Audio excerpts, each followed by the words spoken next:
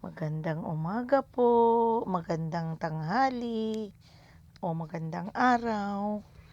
Andito po na naman ang inyong agriculturist, ang inyong AEW po. Sa ngayon po ay nandito tayo sa isang upland farm upang i-demonstrate kung paano gagamitin ang A-frame.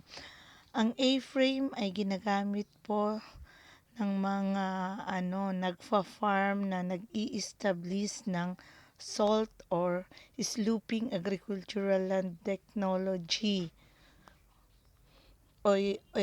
Kung dito din sa amin, ito po ay tinatawag naming contoured upland rice-based farming system. Yan po ang technology dito sa amin.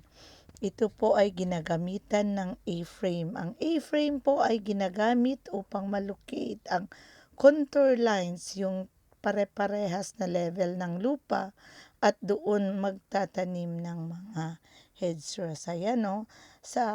Kung saan ka mag-start is put an istaka or stake doon sa unang paa ng A-frame.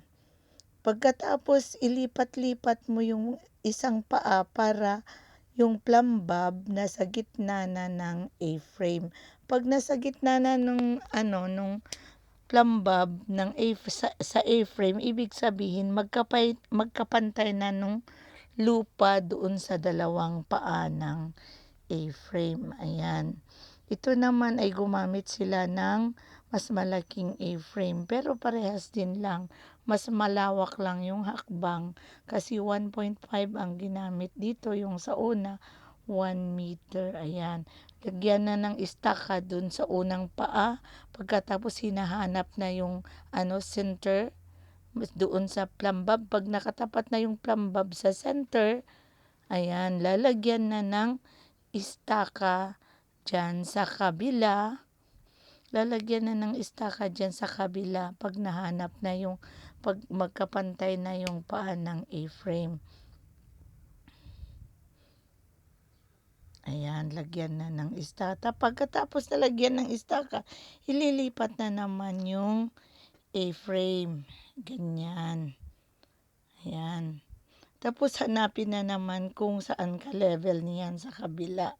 Ganyan po ang mag-locate ng contour lines. Ibig sabihin yung nalagyan ng istaka, magkakapantay na ang level niyan. Diyan na tayo magtatanim ng mga hedgerows.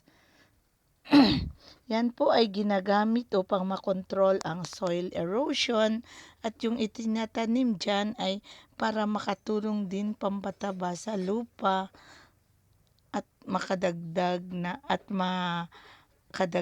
sa fertility ng lupa. Yan po ang gamit ng A-frame. So, ayan po. Nasa farm tayo. At maraming salamat sa panood at pakinig po. Thank you.